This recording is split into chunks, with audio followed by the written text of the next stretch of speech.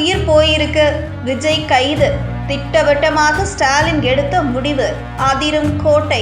News 10 Tamil நேயர்களுக்கு வணக்கம். கரூர் தமிழக வெற்றி கழக கூட்டத்தில் 41 பேர் பலியான சம்பவம் நாட்டையே உலுக்கியுள்ளது. இந்த சம்பவம் தொடர்பாக விஜய் மீது கடுமையான புகார்கள், விமர்சனங்கள் வைக்கப்பட்டு வருகின்றன. இந்த நிலையில் தமிழக அரசின் நிலைப்பாடு தொடர்பாக சில தகவல்கள் வெளியாகியுள்ளன. கரூர் கொடூரத்தை சில தமிழக வெற்றி கழக நிர்வாகிகள் அரசு பக்கம் திருப்ப தீவிரமாக முயன்று கொண்டிருக்கிறார்கள். முக்கியமாக அரசு போதிய இடம் கொடுக்கவில்லை, கேட்ட இடத்தை தரவில்லை, போலீஸ் பாதுகாப்பை தரவில்லை, அரசு மின்சாரத்தை நிறுத்திவிட்டது என்றெல்லாம் பொய்யான செய்திகளை பரப்பினார்கள். இதையெல்லாம் போலீசாரை வைத்து உடனுக்குடன் தமிழக அரசு மறுத்து வருகிறது.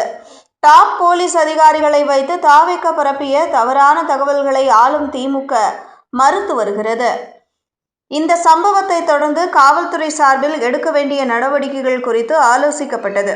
உடனடியாக சட்டம் ஒழுங்கு ஏடிஜிபி டேவிட்சன் தலைமையில் 3 ஐஜிக்கள், 2 டிஐஜிக்கள், 10 எஸ்பிக்கள் உட்பட 2000 போலீசார் பாதுகாப்பில் ஈடுபட்டுள்ளனர். இதற்கு முன்னர் நடைபெற்ற தமிழக வெற்றி கழகத்தின் கூட்டங்களை மனதில் வைத்துக்கொண்டுதான், அவர்கள் கூறியதை விட கூட்டம் அதிகமாக வந்ததை மனதில் வைத்துக்கொண்டுதான் தற்போது கரூரில் பெரிய இடம் அவர்கள் வைத்த கோரிக்கையின் அடிப்படையில் ஒதுக்கப்பட்டது. இதே இடத்தில் மாநில அளவில் ஒரு பெரிய கட்சி பரப்புரை செய்துள்ளது. 10,000 பேர் வருவார்கள் என எதிர்பார்த்த நிலையில் 27,000 பேர் கூடியுள்ளனர். விஜய் பிரச்சாரம் நடத்திய இடத்தில் 500 காவல்துறையினர் பாதுகாப்பில் இருந்தனர். முக்கியமாக குறிப்பிட்ட விஷயம் என்னவென்றால், மதியம் 3, இரவு 10 மணி வரை மட்டுமே அனுமதி கோரப்பட்டது. ஆனால் காலை 11 மணியிலிருந்து சேர்ந்த கூட்டம் விஜய் 7:40க்கு தான் அந்த இடத்திற்கு வந்து சேர்ந்தார்.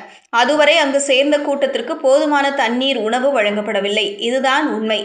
கூட்டம் அவரை தொடர்ந்து வந்து கொண்டே இருக்கிறது. விஜய் அவர்களே காவல்துறையை பாராட்டினார். கத்தி தொண்டர்கள் முறையாக கூட்டத்தை ஒழுங்குபடுத்த வேண்டும் என்று நாம் முன்னரே அவர்களுக்கு நிபந்தனை விதிக்கிறோம். ஆனால் 27,000 கூட்டத்திற்கு எதிர்பார்த்து காவல்துறையினரை நியமிக்க வேண்டும் என்ற அர்த்தம் கிடையாது. இந்த துயரமான சம்பவம் எதனால் நடந்தது என்பது விசாரணைக்குரியது. அதற்கான விசாரணை ஆணையம் அமைக்கப்பட்டுள்ளது. ஒரு நபர் ஆணையம் அமைக்கப்பட்டுள்ளதால் அது பற்றி தற்போது பேச முடியாது என தெரிவித்தார். சட்டம் ஒழுங்கு பொறுப்பு ஏடிஜிபி டேவிட்சன் தேவாசீர்வாதம் செய்தியாளர்களை சந்தித்து விளக்கம் கொடுத்தார். அதில் தமிழக வெற்றி கழகம் தரப்பில் செப்டம்பர் 23ஆம் தேதி லைட் ஹவுஸ் ரவுண்டானா பகுதியில் பிரச்சாரம் மேற்கொள்ள அனுமதி கோரினர். அது மிகவும் ஆபத்தான இடம். ஏனென்றால் ஒரு பக்கம் பெரிய பெட்ரோல் பங்க், மற்றொரு பக்கம் அமராவதி 6 பாலம் உள்ளது. அங்கு இவ்வளவு பெரிய கூட்டத்தை வைத்து நிகழ்ச்சி நடத்த முடியாது என்று தாவேக்கனரிடமே விளக்கினோம். அதன்பின் அவர்கள் கேட்ட உழவர் சந்தை பகுதியில் அனுமதி கோரினர். ஆனால் அது மிகவும் குறுகலான இடம். அதனால்தான் அண்மையில் மற்றொரு கட்சி 10,000 முதல் 15,000 பேர் வரை கூட்டம் நடத்திய வேலுச்சாமிபுரத்தை பரிந்துரைத்தோம். அதனை ஏற்றுக்கொண்டு தாவேகவினரும் மனு கொடுத்து அந்த இடத்திற்கு பரப்புரைக்கு அனுமதி பெற்றனர். அதேபோல் காவல்துறை எண்ணிக்கை குறைவாக இருந்ததா என்ற கேள்விகள் எழுந்துள்ளது. அதாவது போலீஸ் பாதுகாப்பு அளிக்கையில் 3 வகையாக பிரிப்போம். கல்வீச்சு சம்பவம் இருந்ததாக கூறுகிறார்கள். ஆனால் விஜய் பரப்புரையின் போது கல்வீச்சு சம்பவம் எதுவும் நடைபெறவில்லை.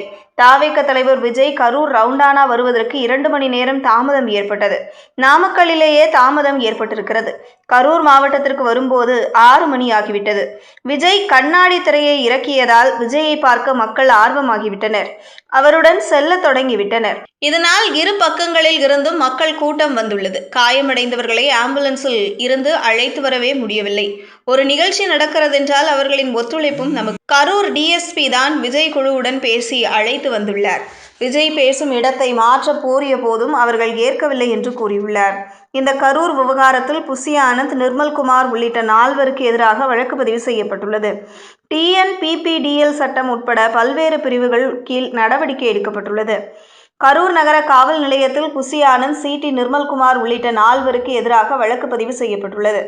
இதில் முதன்மையான நபர்களாக கரூர் மேற்கு மாவட்ட செயலாளர் மதியழகன், புஷி ஆனந்த், நிர்மல்குமார் மற்றும் மற்ற நபர்கள் அடையாளம் காணப்பட்டுள்ளனர். இவர்கள் மீது இந்தியாவின் புதிய குற்றவியல் சட்டமான BNS பிரிவுகள் மற்றும் தமிழ்நாடு பொது சொத்துக்கள் சேதத்தை தடுக்கும் சட்டம் பிரிவுகளின் கீழ் வழக்கு பதிவு செய்யப்பட்டுள்ளது. BNS பிரிவு 105 கொலைக்கு சமமல்லாத குற்றமற்ற கொலைக்கான தண்டனை. BNS பிரிவு 110 குற்றமற்ற கொலை செய்ய முயற்சி.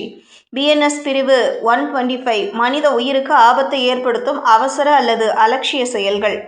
BNS பிரிவு 223 பொது அதிகாரியின் உத்தரவுக்கு கீழ்ப்படியாமை. TNPPDL ஆக்ட் பிரிவு 3 பொது சொத்துக்களுக்கு சேதம் விளைவித்தல். இதனிடையே சம்பவம் தொடர்பான உயரதிகாரிகள் விசாரணை போலீசார் மேற்கொள்ளப்படுகிறது. இந்த விவகாரத்தில் ஸ்டாலின் உறுதியாக சில நிலைப்பாட்டை எடுத்துள்ளாராம்.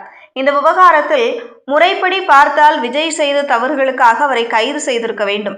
ஆனால் அவரை கைது செய்தால் இதையே வைத்து அரசியல் செய்வார்கள். அதை ஏற்க முடியாது. அதனால் வழக்கு நடக்கட்டும். ஏற்கனவே மாநாட்டை நிறுத்த வேண்டும் என்று ஒரு வழக்கு நடக்கிறது. இன்னொரு பக்கம் விஜய் சார்பாகவே தனி விசாரணை கேட்டு வழக்கை போட்டுள்ளனர். அதில் உத்தரவு வரட்டும். மக்கள் பலியாகி உள்ளனர். கோர்ட் விஜயை கைது செய்ய சொன்னாலும் கூட சொல்லட்டும். நாம் நடவடிக்கை எடுப்போம் என்று முதல்வர் ஸ்டாலின் முடிவெடுத்துள்ளாராம்.